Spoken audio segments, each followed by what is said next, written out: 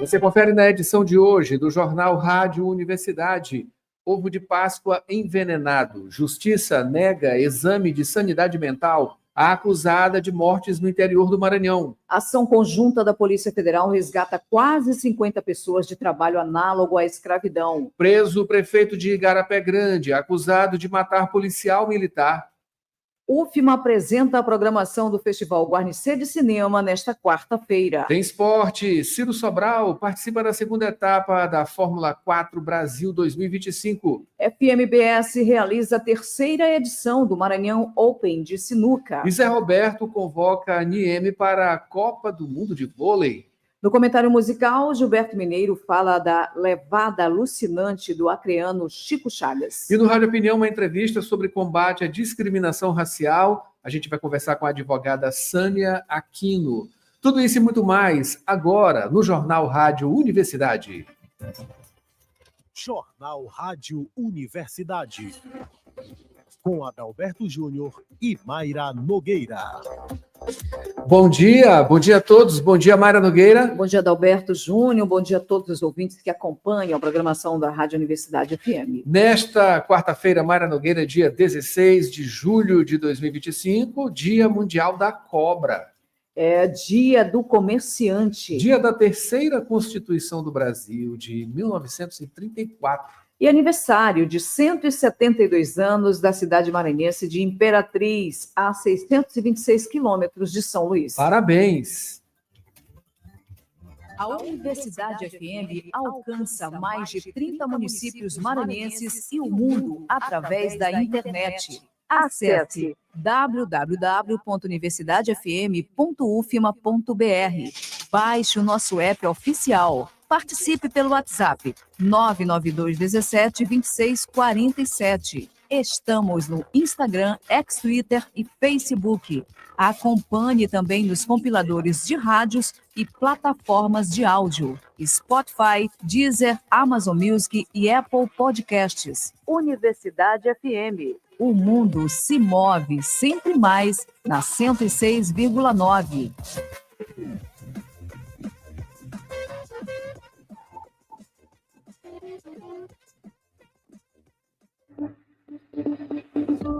Manchetes do dia. E vamos às manchetes do dia. Nesta quarta-feira, dia 16, Mayra Nogueira, confira com a gente, você, tá? Aqui em www.universidadefm.ufma.br, também diretamente no aplicativo da 106, que você pode baixar no site, ou no YouTube, Universidade FM 106. A gente começa aqui com os destaques de O Imparcial nesta quarta-feira. Na manchete, vaga no TCE Maranhão, PCdoB sem autorização para atuar isoladamente, diz federação, PVPT, PCdoB. Aqui na informação, o PCdoB foi desautorizado pela Federação Brasil da Esperança, FEBrasil, integrada pela Legenda Comunista e Partido dos Trabalhadores, PT, Partido Verde, PV, a ingressar para atuar como amicus curiae na ADI número 7.780, que questiona procedimentos na indicação para a vaga de conselheiro do Tribunal de Contas do Estado do Maranhão. A informação consta de manifestação encaminhada na terça-feira, ontem, dia 15, ao Supremo Tribunal Federal. E destaque também, 85 mil crianças afetadas pelo trabalho infantil no Maranhão. O estado é o terceiro do Nordeste em número de crianças nessa condição. Até abril deste ano, as estatísticas apontam para 1.067 ocorrências dessa natureza. Também como destaque, a Assembleia Legislativa debate impactos da exploração da margem equatorial. Isso aí aconteceu ontem, né? A Assembleia sediando esse seminário. Os impactos e repercussões da exploração de gás e petróleo na margem equatorial brasileira, com ênfase no estado do Maranhão. Essa iniciativa é parte da diligência externa da Comissão de Desenvolvimento Regional e Turismo do Senado Federal, requerida pela senadora Elisiane Gama, do PSD. Destaques ainda: governo busca nova negociação com Estados Unidos. Preso o prefeito João Vitor Xavier, que matou o policial militar. Mais informações já já ao vivo com Borges. E sucesso, Arraial do Ipen recebe mais de 642 mil pessoas em temporada junina. Destaques de Oi Parcial, vamos agora ao Jornal Pequeno, né, Mayra? Jornal Pequeno, o prefeito de Igarapé Grande entrega-se à polícia após ter prisão decretada por morte de PM. Federação desautoriza a iniciativa do PCdoB e pede arquivamento de petição contra a Assembleia no STF. Senado realiza em São Luís seminários sobre impactos e repercussões da exploração da margem equatorial no Maranhão. A Assembleia Legislativa do Maranhão sediou, na tarde de segunda-feira, dia 14, o seminário Os Impactos e Repercussões da Exploração de Gás e Petróleo na Margem Equatorial Brasileira, com ênfase no estado do Maranhão. A iniciativa é parte de diligência externa da Comissão de Desenvolvimento Regional e Turismo do Senado Federal, requerida pela senadora Elisiane Gama. Brandão alcança a marca de 123 prefeitos recebidos. Mais 11 prefeitos foram recepcionados pelo governador Carlos Brandão na segunda-feira, dia 14, durante audiências realizadas no Palácio dos Leões. PGR pede condenação de Bolsonaro e aliados por atentado contra a democracia. E CGU identifica rombo contábil bilionário no Ministério da Educação.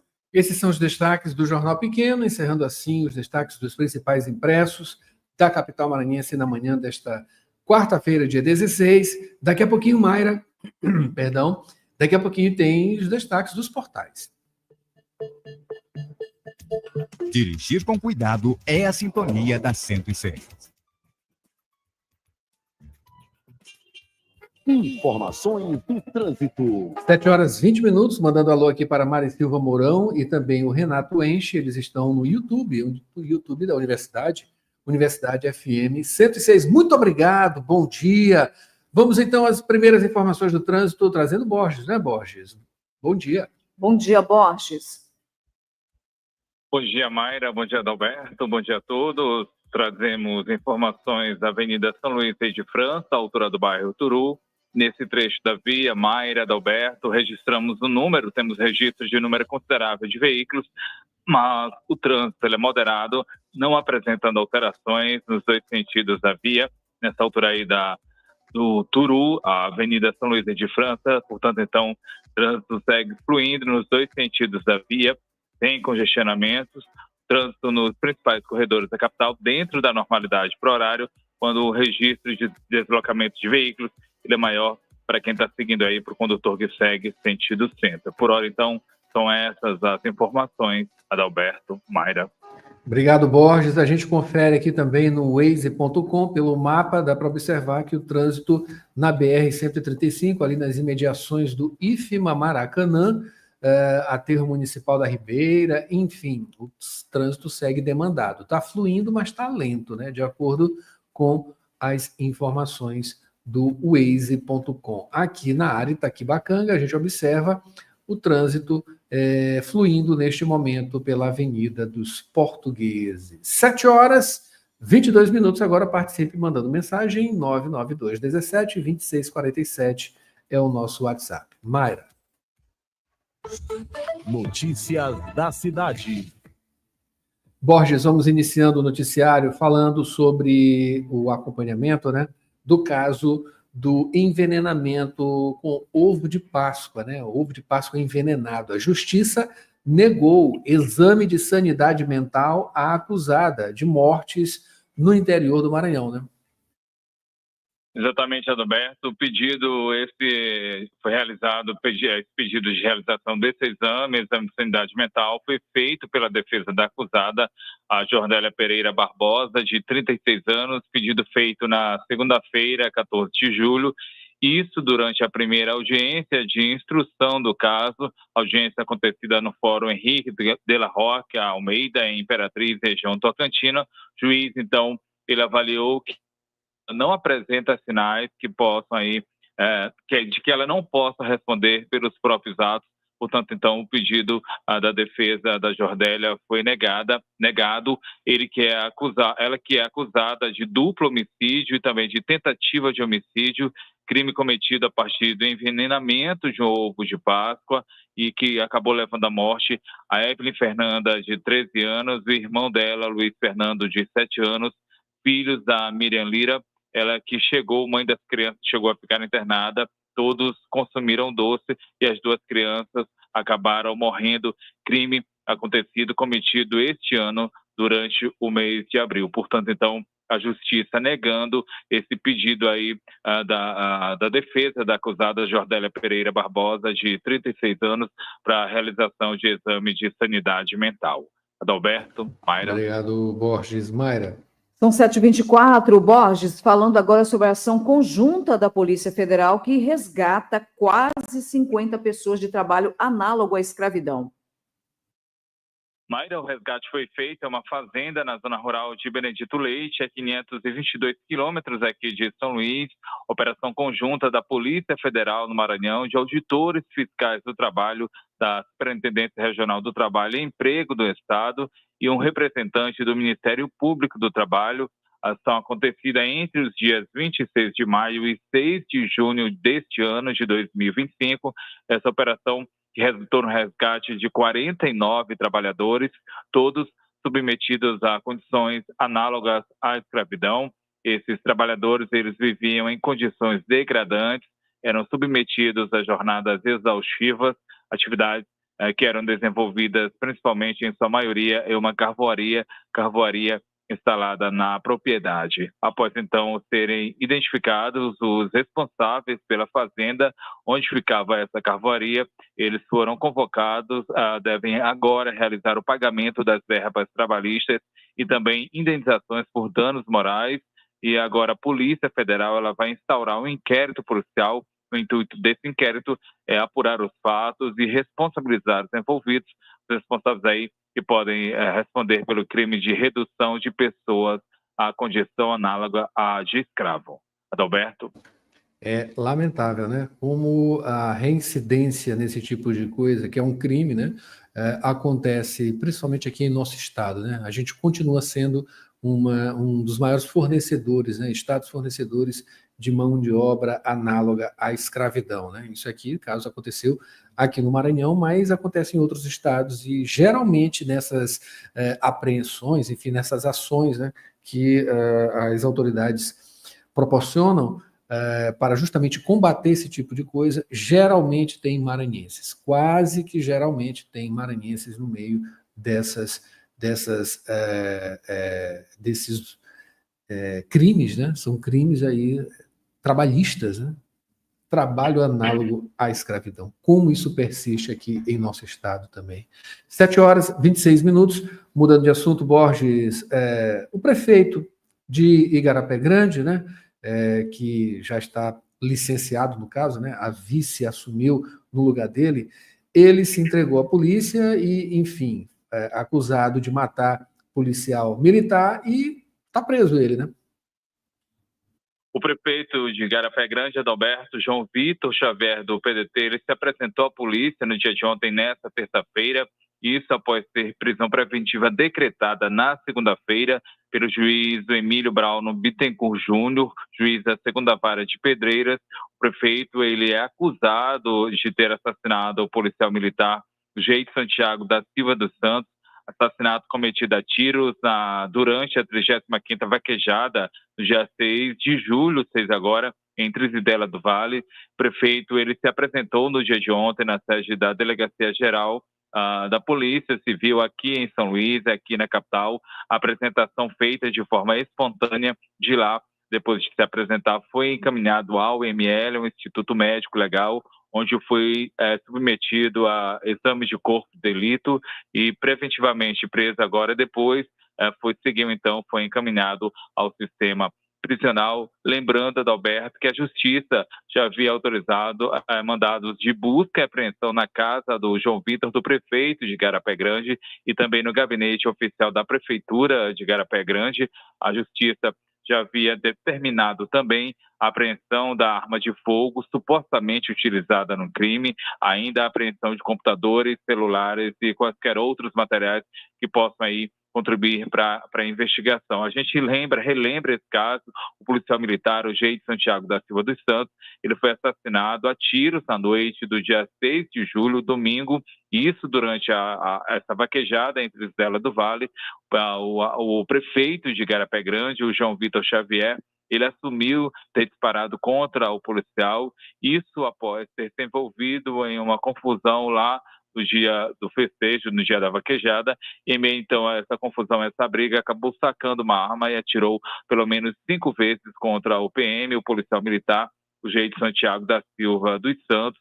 Ele que chegou a ser socorrido, foi levado para uma unidade hospitalar em Pedreiras, depois foi transferido para uma unidade com uma estrutura maior, mas ainda assim não acabou existindo. Essa então a situação, e que resulta até o momento na morte, na prisão do prefeito de Igarapé Grande. Adalberto, Mayra. É isso aí, Borges. Inclusive, ele deu algumas entrevistas ontem, né, nesse processo justamente de exame de corpo de delito, né, aqui no IML, aqui dentro da universidade, né, inclusive ele falando em legítima defesa. Essa é a alegação, né? 5 tiros em legítima defesa. 7h29, Mayra Nogueira, mudando de assunto, falando de cultura e cinema. Vamos falar aqui sobre a UFMA, que está apresentando a programação do Festival Guarnicê de Cinema hoje, quarta-feira, não é isso, Borges? Exatamente, Mayra, a 48ª edição do festival, a edição de número 48 do Guarnicê de Cinema, evento promovido pela Universidade Federal do Maranhão, um dos mais importantes do país, um dos mais tradicionais festivais de cinema do país, e a apresentação completa vai ser feita no dia de hoje, a apresentação da programação do Guarnicê de Cinema, promovido pela Pró-Reitoria de Extensão e Cultura da UFMA, por meio da DAC, que é a Diretoria de Assuntos Culturais, a apresentação da programação, que vai incluir também a divulgação dos nomes dos homenageados desta edição do festival, e também ainda vão ser apresentadas as novidades para este ano. Essa programação, a programação completa, vai ser apresentada no Cinépolis, no São Luís Shopping, espaço localizado na Avenida Professor Carlos Cunha, durante a coletiva de imprensa marcada para o dia de hoje, a partir das 10 da manhã, desta quarta-feira, portanto, então, no Cinépolis Shopping São Luís. Outras informações sobre a Universidade Federal do Maranhão podem ser acessadas a partir do site da UFMA, portalpadrão.ufma.br. Adalberto, Mayra. Muito obrigado, Borges, pelas informações. São 7h31 agora. Tem oportunidades que mudam o rumo da vida da gente, e essa é uma delas. A Vale está com inscrições abertas para o programa de formação profissional voltado para quem quer construir uma trajetória nas operações da ferrovia. Mais do que uma qualificação profissional, os candidatos aprovados embarcarão em uma experiência imersiva de aprendizagem, vivendo o dia a dia das operações da Vale e absorvendo o conhecimento dos profissionais que são referência no que fazem. Mas é importante ficar atento. Essa oportunidade é para quem tem 18 anos ou mais, já concluiu o ensino médio e mora em São Luís. Se esse é o seu caso, aproveite. As inscrições vão até o dia 28 de julho. Acesse agora vale.com/pfp e faça a sua inscrição. Onde tem desenvolvimento, a Vale está. E você confere no segundo bloco do Jornal Rádio Universidade. Vamos falar de esporte. Mayra Nogueira, Ciro Sobral participa da segunda etapa da Fórmula 4 Brasil 2025. FMBS realiza a 3ª edição do Maranhão Open de sinuca. Zé Roberto convoca a NIEM para a Copa do Mundo de vôlei. No comentário musical, Gilberto Mineiro fala da levada alucinante do acreano Chico Chagas. No Rádio Opinião tem uma entrevista sobre combate à discriminação racial. A gente vai conversar com a advogada Sânia Aquino. Olha, não saia daí. A gente volta com as manchetes nacionais e também a previsão do tempo. São 7h33. Jornal Rádio Universidade volta já já. Jornal Rádio Universidade.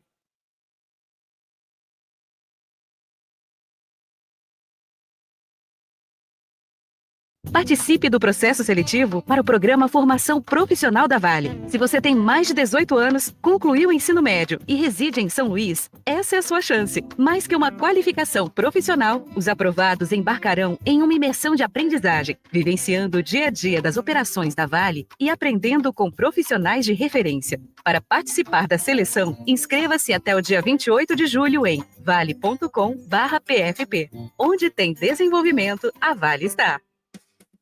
Na Faculdade Laboro, os cursos de graduação EAD possuem a mesma qualidade e excelência do ensino presencial. Aulas online ao vivo e interação direta com os professores. Pedagogia, administração, recursos humanos, gestão hospitalar, gestão pública e serviço social. Na Laboro, você estuda com os melhores professores e o nosso atendimento individualizado garante a sua carreira de sucesso. Agende seu vestibular. Informações pelo site laboro.edu.br ou WhatsApp 98 93300 1491.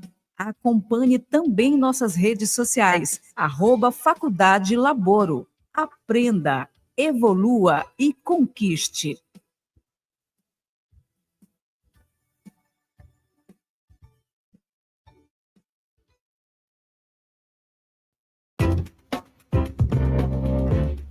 Você está ouvindo Jornal Rádio Universidade. Daqui a pouco, na Universidade FM, 8 da manhã, sessão das 8. 9 horas, manhã 106. 11 horas, Santo de Casa.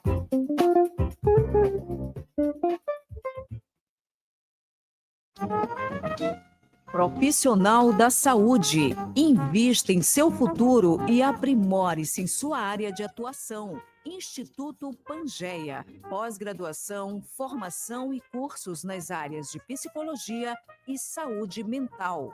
Professores com excelência, com teoria e prática para melhor desenvolvimento do conhecimento. Instituto Pangeia. Excelência em psicologia. Unidades São Francisco e Vinhais. Informações 99222 7070. Instagram instituto.pangeia. Site www.institutopangeia.com.br. Trabalhador e trabalhadora em educação do Maranhão. Você sabe da importância do seu sindicato. E ter você do nosso lado é fundamental para o sucesso da nossa luta. Com a sua contribuição, nos mantemos mais fortes, atuantes e mobilizados. Faça parte do Simproecema e fortaleça a nossa categoria. Simproecema. Gestão, garantir direitos e avançar na unidade e na luta.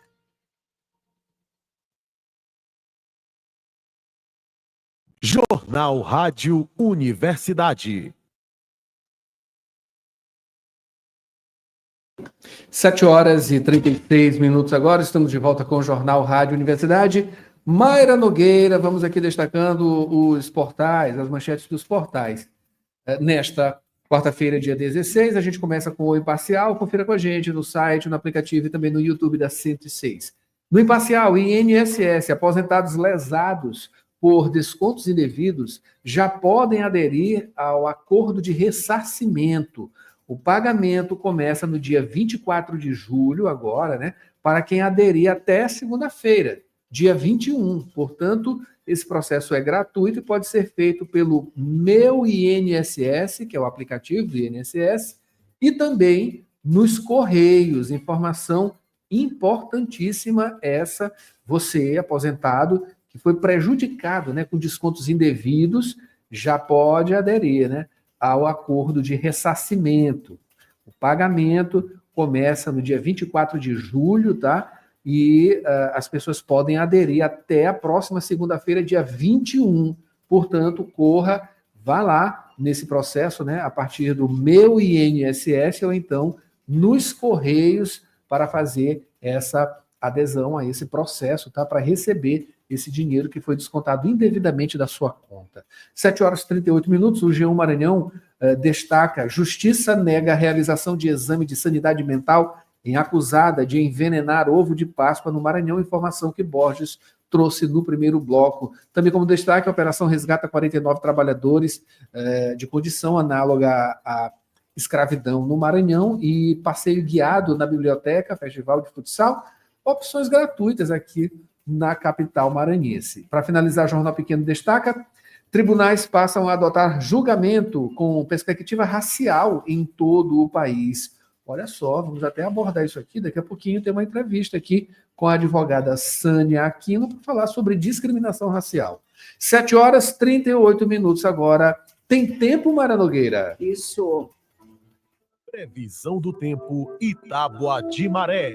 O tempo nesta quarta-feira, 16 de julho de 2025, em São Luís e no Maranhão, está predominantemente ensolarado, com temperatura em torno de 24 graus e umidade do ar muito elevada, 99%. O vento sopra de leste-nordeste a aproximadamente 11 km por hora. A previsão indica que pode haver um pouco de chuva à tarde, mas, no geral, o dia será de sol. Baixa cobertura de nuvens, 11%, e sem precipitação significativa na maior parte do tempo. O índice UV nas primeiras horas do dia é considerado baixo. Vamos agora, Mayra Nogueira, a Tábua de Maré neste dia 16, quarta-feira. Pré-amar, a primeira acontece logo mais às 10h02 da manhã, com 5,4 metros. A segunda será às 10h36 da noite, com 5,2 metros. Baixa-mar, a primeira aconteceu às 4h02 da madrugada, com 1 metro. A segunda será às 4h34 da tarde, com 0,8 metro. Notícias do Brasil. E vamos ao noticiário nacional, trazendo as manchetes dos principais impressos do país na manhã desta quarta-feira. A gente começa com Folha de São Paulo e você confere com a gente no site, aplicativo ou YouTube da 106. Folha de São Paulo: Estados Unidos abrem investigação comercial contra o Brasil, que pode agravar sanções. Decisão é tomada a pedido de Trump. Medida já foi usada contra a China. Também como destaque em Folha de São Paulo, Mota emprega na Câmara 3 funcionárias fantasmas. É isso aí. O que tem de destaque em o estado de São Paulo, Mayra? Empresários pedem que governo tente adiar taxa. Estados Unidos abrem investigação. A intenção é obter mais 90 dias sem tarifaço. Serviços digitais e etanol estão na mira de Trump. É, coisa tá séria. Para finalizar, em O Globo, a manchete é: guerra comercial e ideológica. Empresários do Brasil e dos Estados Unidos criticam taxas e pedem negociação. Governo descarta, por hora, requerer adiamento do tarifaço. E indústria e agro apelam contra a retaliação. A Associação Americana vê, aspas, precedente preocupante, com certeza muito preocupante. E Bolsonaro teve ação, aspas, consciente na trama, diz PGR.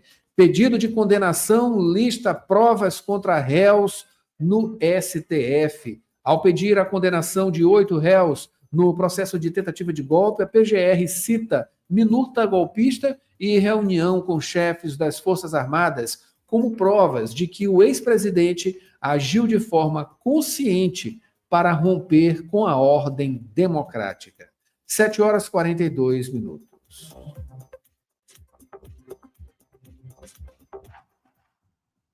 Praticar esporte é a sintonia da 106. Esporte. 7h42 agora, Mayra Nogueira. Vamos seguindo hoje, agora, né, na verdade, com esporte. A gente começa falando sobre a convocação de Niemi Nunes. O técnico da seleção feminina de voleibol, o José Roberto Guimarães, convocou a líbero maranhense para a Copa do Mundo de Vôlei 2025. O torneio marca o retorno da jogadora à seleção após gravidez. Ela já está treinando para o evento que acontece de 22 de agosto a 7 de setembro na Tailândia. O Brasil está no grupo C, ao lado da França, Grécia e Porto Rico. Maravilha, vamos acompanhar também, né? Continuando com o único representante da região Nordeste na Fórmula 4 Brasil 2025. A gente está falando do maranhense Ciro Sobral, que segue firme para a segunda etapa na categoria Escola, que acontece este mês em São Paulo. Nesta quinta, dia 16, começam os treinos e na sexta tem decisão na disposição de largada dos carros no sábado, a partir das 7h50 da manhã. A corrida 2 acontece às 3h35 da tarde e no domingo a corrida 3 às 8h20 da manhã. Ciro ocupa a quarta colocação da tabela com 31 pontos. É isso aí, boa sorte. E finalizando, Mayra, com a terceira edição do Maranhão Open de Sinuca, competição que vai acontecer de 18 a 21 de setembro aqui em São Luís, recebendo aí a terceira edição na modalidade Six Red. A realização é da FMBS, Federação Maranhense de Bilhar e Sinuca, com o patrocínio da CEDEL, a Secretaria do Esporte e do Lazer, por meio da Lei Estadual de Incentivo ao Esporte. A competição conta com as categorias Sênior, mais 55 e Master. Os jogos vão acontecer, no caso, né, no salão da arena principal de jogos, né, e no salão de sinuca do João Bosco, na AABB, isso, a Associação Atlética do Banco do Brasil, que fica na Avenida dos Holandeses, no Calhau. Mais informações no Instagram, @SinucaMaranhãoFMBS. Competição que a gente vai trazer aqui, o desenrolar, com certeza. A redação aqui hoje é de Maiara Cordeiro, e você já sabe, tem esporte na 106, de segunda a sábado, sendo de segunda a sexta ao meio-dia, e no sábado às 11 da manhã, aqui no apito inicial. 7h45 agora, Mayra Nogueira. É isso aí, vamos agora ao comentário musical. Gilberto Mineiro fala da levada alucinante do acreano Chico Chagas.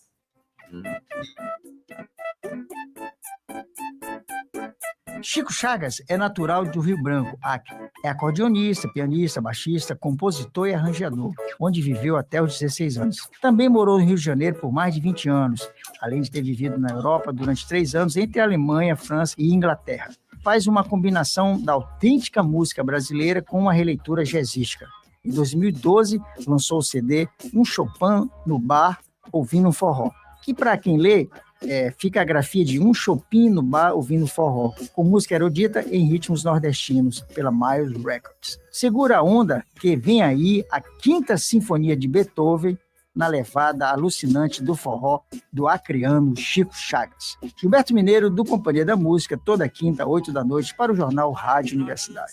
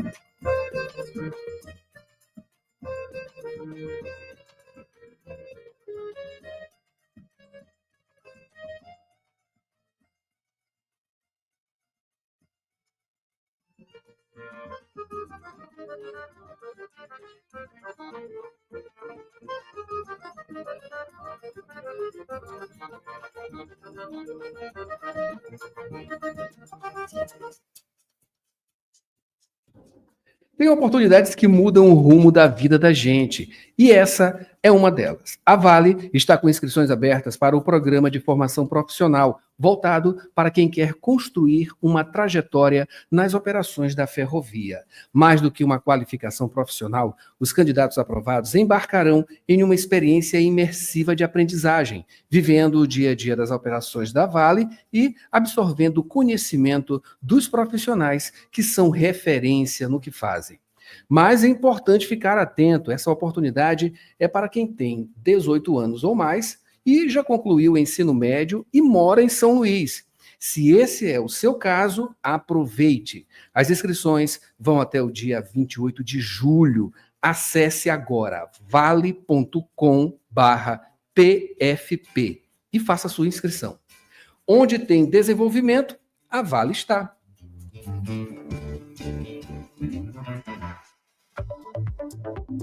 Rádio Opinião, a opinião de quem entende do assunto.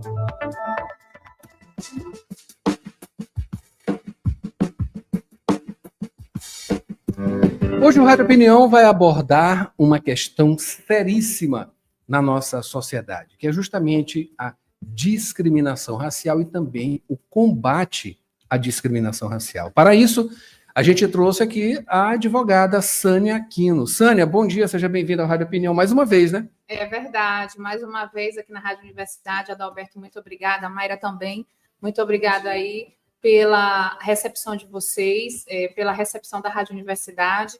E eu vou fazer aqui um adendo rápido, que para mim é sempre muito prazeroso, nostálgico e tem uma memória afetiva muito especial em minha vida, porque antes de ser advogada, eu sou jornalista formada aqui pela Universidade Federal, e aqui era um campo de atuação da gente durante o curso. Mas já entrando no nosso assunto, Adalberto, é um assunto mais do que importante. Eu diria que é um assunto urgente, quando a gente pensa em uma sociedade mais desenvolvida, em uma sociedade mais digna e justa. Verdade, muita verdade. Em relação à Rádio Universidade, é uma coisa natural, né, Sânia? A gente que passou aqui pelo curso de comunicação, ter essa interação, né, com a própria rádio. Enfim, é uma história, né, que faz, né, ajuda a formar, melhor dizendo, os profissionais da comunicação. E você, como advogada, não deixa de ter a sua formação de comunicadora também, né? Sim, enfim, sim. É muito interessante. Bom, nesses casos aqui, está falando de discriminação racial, que no Brasil tem um componente diferente, né? A gente observa que em países onde teve aí uma coisa muito forte das questões relacionadas à escravidão, né? Isso aí é um item que não pode deixar de ser tocado em qualquer coisa que diga respeito à discriminação, porque tem uma origem também lá na escravidão, entre outras coisas, né, que vão tocar justamente no primordial aqui em nosso país, que foi a escravidão, uma chaga que ainda vai demorar muito. Infelizmente, essa é a conclusão. Ainda vai demorar muito para a gente superar o que aconteceu na escravidão. Mas em nosso país tem uma coisa característica, né? É diferente lá dos Estados Unidos, que é uma coisa que está na cara. A discriminação, ela é mostrada na cara. Aqui no Brasil ainda tem essa coisa de ser velada, né? Enfim, isso também dificulta bastante, né? Dificulta bastante. Você tocou em pontos aí que a gente, como pesquisadora acadêmica, né, eu pesquiso gênero e raça, e a gente até fez defesa de trabalhos sobre esse tema no Uruguai, ano passado, né, falando de como é que isso reverbera também no campo da atuação política. E quando eu falo política, eu não estou falando só de política partidária, mas eu também estou falando de políticas públicas, né, para essa população. Mas, assim, você tocou em dois pontos fundamentais, que é a questão da chaga da escravidão, né? Nós não podemos fechar os olhos para isso, para que a gente consiga entender a composição social e racial do Brasil, né? Então, quando você fala assim, Estados Unidos, você de fato chega lá e você se depara com uma realidade posta, né? Os Estados Unidos é um país racista, ponto. E muitas pessoas, ainda hoje na nossa sociedade, dizem assim, não, o Brasil não é racista. Não é racista? E quando a gente chega, por exemplo, para uma audiência e a gente é confundido com a parte, que muitas vezes a parte é uma parte que cometeu um delito, e quando a gente, enquanto mulher negra, a gente é colocado em situação a nossa capacidade de produção científica, de produção acadêmica, de produção laboral. Então, assim, o racismo no Brasil, a gente costuma falar que é um racismo estrutural. É um racismo que ele está na nossa sociedade, nas entranhas da nossa sociedade. E aí é mais difícil o combate, porque exatamente você vem com esse acortinamento, com esse véu. Eu prefiro dizer que eu não sou racista, eu não quero admitir que sou racista, mas em algumas circunstâncias eu acabo desviando o meu olhar para essa questão racial, né? Isso aqui no Brasil, outro dia até estava conversando com uma colega que passou por uma situação muito delicada em um grande supermercado aqui de São Luís, né? E aí a gente se pergunta, bom, se aquela colega não tivesse o conhecimento técnico que possui, o arcabouço intelectual, será que ela conseguiria ter uma reação àquela situação? Porque às vezes a gente fala assim do racismo, quando a gente lê em livros, quando a gente lê na internet, quando a gente ouve podcasts, parece que é algo muito distante de nós. Mas quando a gente começa a abrir o olhar, a gente vê que está em situações que muitas vezes passa como uma brincadeira. Eu estou só brincando. Mas, na verdade, ali não é uma brincadeira. Ali é uma tentativa simbólica de se sobrepor pela raça, né? E é um crime, né? E é um crime. E, assim, o que é mais incrível é, assim, a gente que milita nessa área de direitos humanos, né, nessa área de minorias, a gente observa o seguinte, os crimes que envolvem minorias, e aqui a gente fala do racismo, mas a gente também fala da pedofilia, a gente também está falando aqui da violência contra a mulher, são crimes que a sociedade olha e diz, nossa, que horror. Mas, se a gente parar para pensar, esses crimes, eles são conversados no dia a dia? Eles são conversados na mesa do bar? Eles são conversados na minha família? Eles são conversados nas reuniões de colegas de trabalho, de colegas de pesquisa?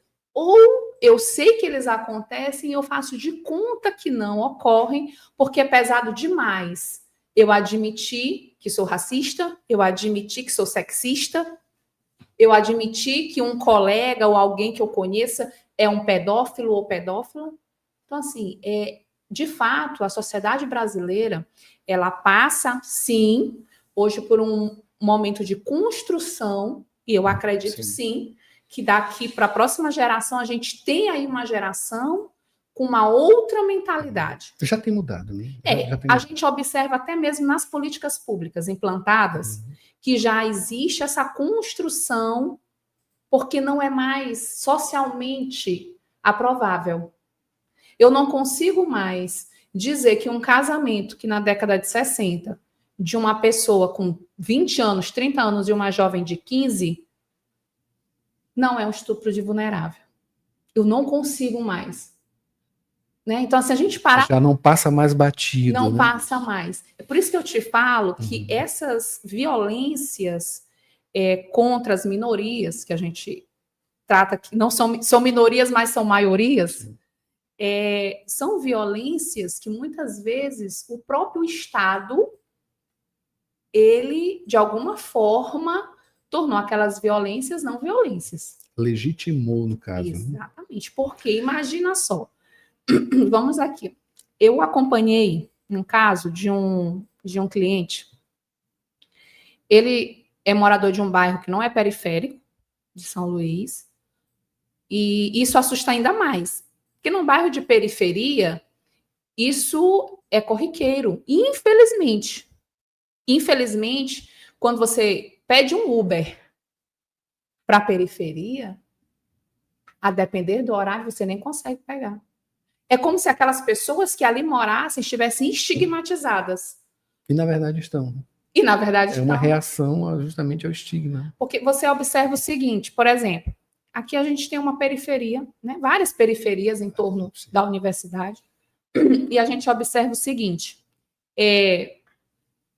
ninguém pode dizer que horas vai ter algum acometimento de saúde. Né? Você não consegue precisar. É uma situação que você não consegue precisar. Mas dificilmente, se alguém de uma periferia de São Luís chamar um Uber 3 horas da manhã, porque está passando mal, ele vai, infelizmente, vir a óbito se a causa de saúde for agravada, mas ele não terá o atendimento de saúde. Porque ele não consegue se locomover para ter. Né? E aí, como eu te falava, só para a gente finalizar e você dar prosseguimento à entrevista, esse caso desse cliente foi muito emblemático, porque ele não é um morador de periferia, mas ele é um preto retinto, E chegou o pessoal da empresa de energia elétrica para fazer um corte na energia da residência dele. Sim. E aí ele se identificou enquanto morador daquela residência e mostrou a conta paga. Né? E aí, o que foi descredibilizado era se ele de fato era morador daquela residência. Mas você habita aqui ou você mora com alguém aqui? Você mora com a sua sogra? Você mora... Tipo assim, você é um agregado nesse espaço? E ele me procurou. E eu fui com ele. À época, a injúria racial ela não era um crime imprescritível, inafiançável como é hoje. E eu fui com ele a uma delegacia de polícia, um plantão central. E chegando ao plantão central, quando ele começou a fazer o relato dele para o escrivão de polícia civil, o escrivão começou a descaracterizar. Não, mas isso aí não é porque você está muito sensível. Talvez ele não falou nesse intuito, e não sei o quê. Amenizou a situação. Aí, não, isso aqui não dá para enquadrar. E eu calada, não tinha me apresentado enquanto advogada, fiquei ali acompanhando. Quando ele terminou de tentar modificar o depoimento, né, o depoimento da vítima, eu perguntei para ele, deixa eu lhe fazer uma pergunta. Aí ele disse, só pode fazer. Qual é a sua função aqui? Eu sou escrivão. E qual a atribuição do cargo de escrivão de polícia? Aí ele ficou, eu escrever. Não cabe ao senhor julgar. Até porque o senhor nem delegado de polícia é. Que seria a autoridade policial que investiga. Ela não julga, ela investiga. Sim. Então, isso é muito sério. Né? Eu estou trazendo esse exemplo para a gente ver o quanto que isso está enraizado. Eu tento descaracterizar, eu tento desconfigurar, eu tento descredibilizar a fala da vítima. Não é isso tudo, não. Sabe? Você está muito ofendido. Não foi bem isso que ele quis dizer. Os exemplos são vastos, né? E você, como profissional, deve ter aí, com certeza, uma série de exemplos, né? Dentre outros também dentro desse rol, né? Mas, assim, já a gente nos encaminhando para finalizar, Sânia, infelizmente tem um tempo, Sim, ele é sim, exíguo, sim. né? Então, assim, a gente não tem como desenvolver tanto, enfim. Mas, voltando para essa questão, a informação, ela é muito importante. É isso? Então as pessoas estão se formando mais, informações estão chegando às pessoas, mas também elas também estão indo atrás, né? Enfim, e isso tem a ver também com a autoestima, que hoje em dia, enfim, através de muitas coisas culturais também, a própria música, né? Ela leva não só a música, mas também o acesso ao ensino superior, entre outras coisas, né? Elas dão autoestima. É um autoconhecimento, conhecimento da sociedade e busca de informação, que não deixa de ser informação. É educação, informação, tudo aí andando junto, né? Para se modificar esse quadro que é extremamente cristalizado em nossa sociedade, né? É uma luta gigantesca, longeva, que ainda tem muito tempo, mas já foi iniciada. Enfim, para a gente finalizar, eu queria que você falasse justamente das expectativas, né? Justamente nesse sentido. Temos mais parâmetros para que essa luta seja menos desigual? Temos. Eu costumo dizer que eu sou muito otimista, mesmo num cenário pessimista. Né? A gente está falando de algo aqui que é muito... É seríssimo, muito sério, né? Mas eu sou otimista. Exatamente porque está ocorrendo isso que você falou, esse movimento de letramento racial da sociedade. E isso é muito importante. Né? A gente vê crianças hoje tendo o prazer de ter um cabelo black. E isso é muito, muito importante. Porque essa criança lá na frente, ela vai ser o próximo juiz. Sabe? Ela vai ser o próximo presidente, ela vai ser o próximo governador. Então, assim, é ela quem vai estar lá. Ela é o futuro da sociedade. Essa é a meta, né?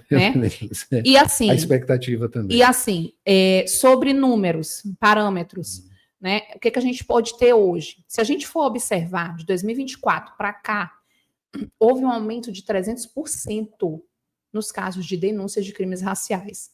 De onde é isso?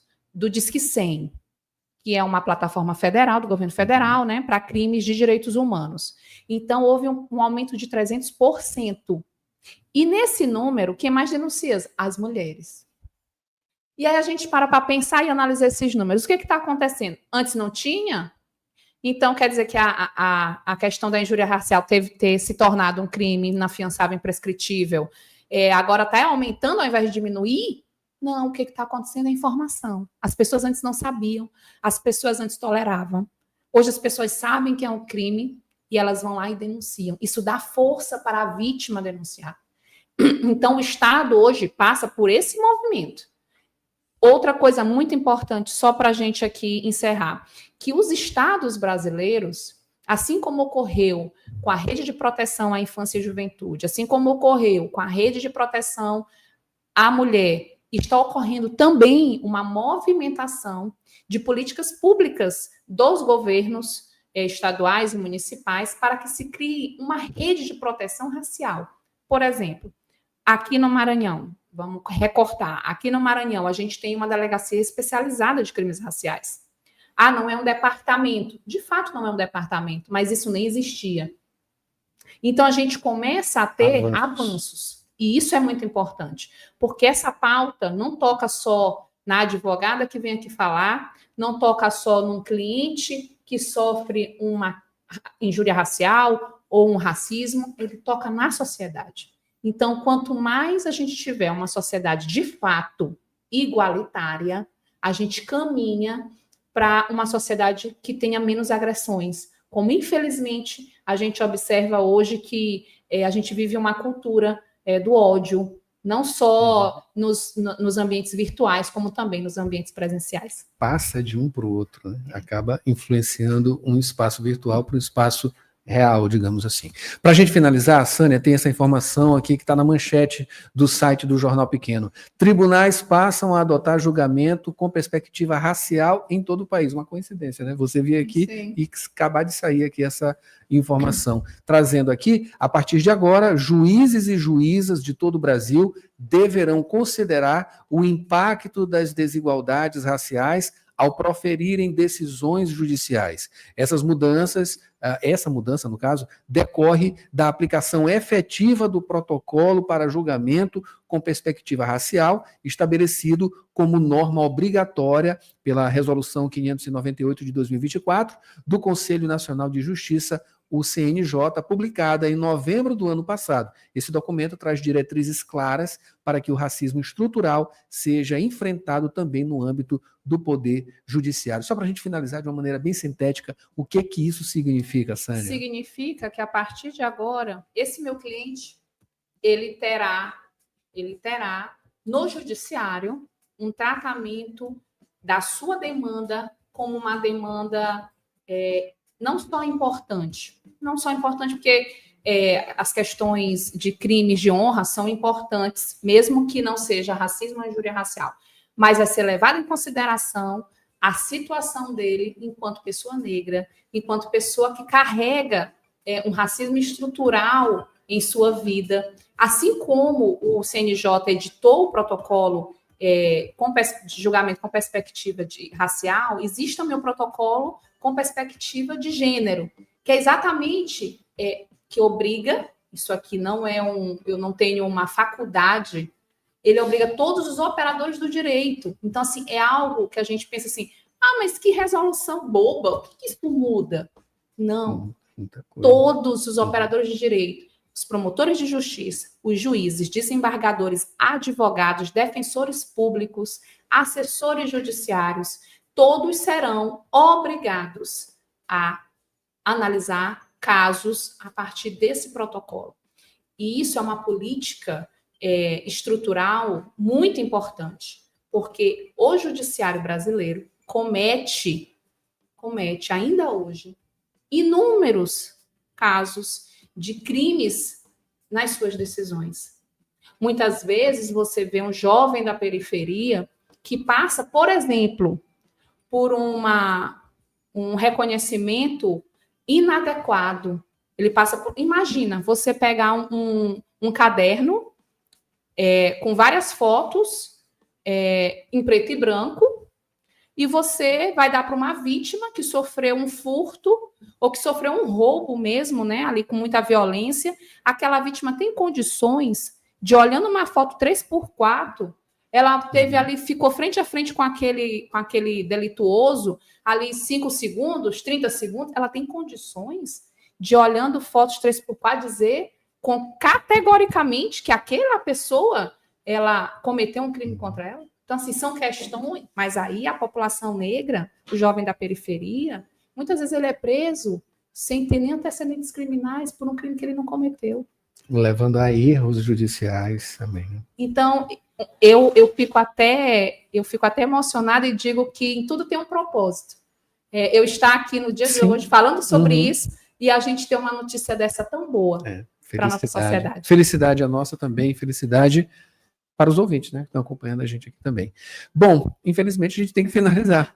Bom, eu recebi aqui a advogada Sânia Aquino, falou sobre discriminação racial e também combate à discriminação racial. Sânia, muito obrigado pelas suas informações, tá? Eu que agradeço. Só um lembrete, gente. Sim. A gente está no Julho das Pretas, tá? Importante data. Você que está aí ouvindo, procure se informar sobre esse movimento do Julho das Pretas. Empodere mulheres pretas, porque o empoderamento de mulheres pretas também é um importante empoderamento em nossa sociedade. Obrigada. Maravilha. Bom, e assim finaliza o Jornal Rádio Universidade. Mayra Nogueira assume agora a sessão das 8 e muita música boa para você. Nesta quarta-feira, dia 16 de julho, a gente volta amanhã com mais informações aqui no Jornal Rádio Universidade. Quer ver, rever, é só ir lá no nosso site, www.universidadefm.ufma.br, então diretamente no YouTube, Universidade FM 106. Um bom dia a todos e a gente volta amanhã. Tchau.